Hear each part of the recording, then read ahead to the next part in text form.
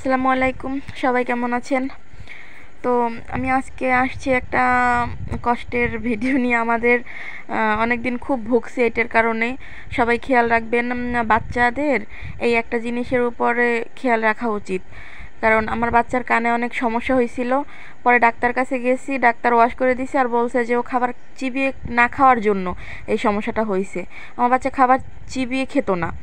তো খাবার যদি চিবিয়ে না খায় তাইলে ময়লাগুলো কানেই থেকে যায় এবং ওই ময়লাগুলো বের হইতে পারে না। আর ওইগুলা পানি পানি হয়ে তারপর ঘা হয়ে যায়।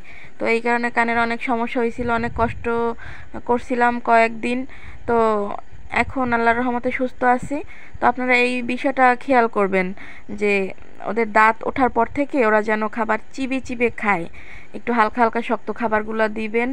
আর এটার দিকে একটু নজর রাখবেন, নয়তো কানের জন্য সমস্যা।